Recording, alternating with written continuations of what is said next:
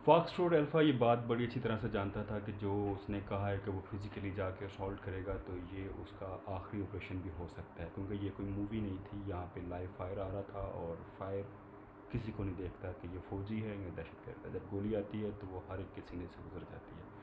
तो वो इस चीज़ से बखूबी वाकिफ़ था कि ये ऑपरेशन उसका आखिरी ऑपरेशन हो सकता है, लेकिन उसका जज्बा बहुत बुलंद था और वो चाहता था कि वो ये कर गुजरे, क्योंकि मुश्किल काम करने से ही लोगों के नाम होते हैं, आसान काम तो हर कोई कर लेता है। तो उसको पता था कि इसमें उसकी जान का रिस्क है, उसके पास हेलमेट भी नहीं है, कोई गोली उसके सर पे भी लग सकती है, लेकिन वो डरता नहीं था।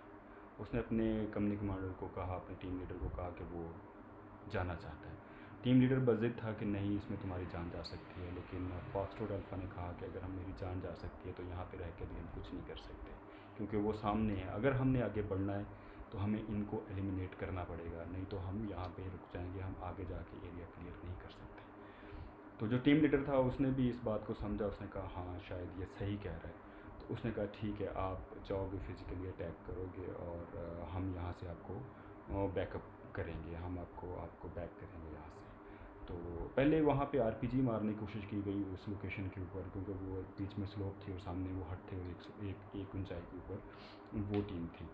तो आरपीजी जब मारने के लिए, यानी कि रॉकेट लॉन्चर मारने के लिए जब कोई यहाँ से खड़ा होता था तो वो सामने से फायर कर देते थे, जिसकी वजह से जो आरपीजी वाले का जो एम था वो जो ना वो हिल जाता था या दाएं बाएं हो जाता था, तो वो उस पॉइंट के ऊपर नहीं लगता था जाके।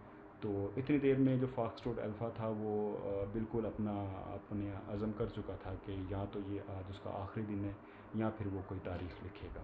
तो उसने अपने कंपनी कमांडर से कहा कि बस अब बहुत हो गया, अब मैं जा रहा हूँ और मैं जाकर इसको एलिमिनेट करूँगा।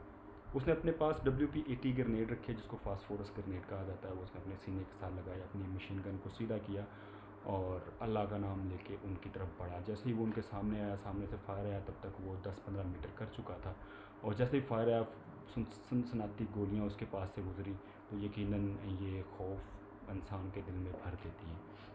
उसको लगा कि उसको गोली लग जाएगी और वो ज़मीन के ऊपर गिरा। ज़मीन के ऊपर इसलिए गिरा क्योंकि गोली उसको ना लग जाए, लेकिन उसकी टीम ने सोचा कि शायद फॉक्सट्रोट अब नहीं रहा।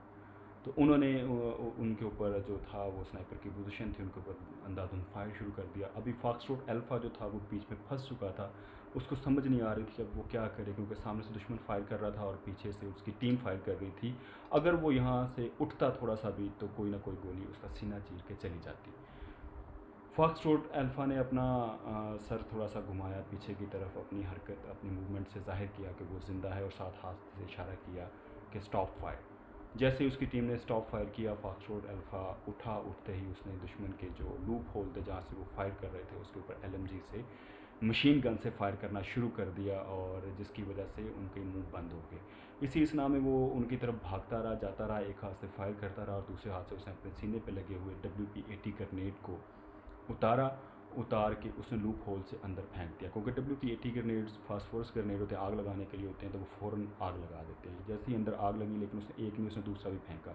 कुछ तो अंदर जल गए लेकिन कुछ बाहर भाग गए, लेकिन उसने उनको भागने नहीं दिया।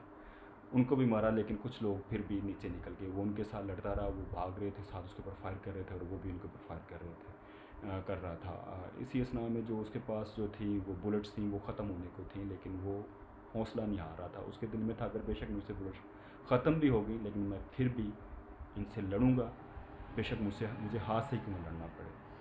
तो जब उसके पास 50 बुलेट रह गई थी 1200 बुलेट्स में से, तब उसकी जो बैकअप पार्टी थी उसके पास पहुंच गई और वो जैसे ही उसके पास पहुंची तो वो बहुत थक चुका था, जहनी तौर पर भी और फिजिकली भी। उसको नहीं पता था कि उसने क्या किया है, लेकिन वो सुकून करना चाहता था। उसका जहन बहुत ज़्यादा थक चुका था। वो एक पत्थर के साथ टेक लगा के बैठ गया और सोचने लगा कि उसने क्या किया है।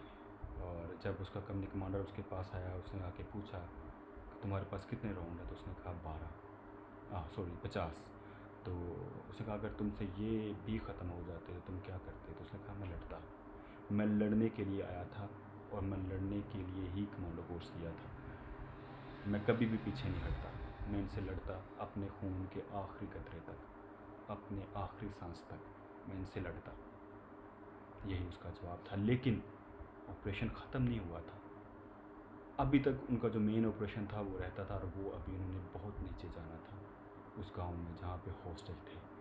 ये तो रास्ते की एक दीवार थी जिसको गिरा दिया गया, लेकिन अभी बड़ा ऑपरेशन रहता।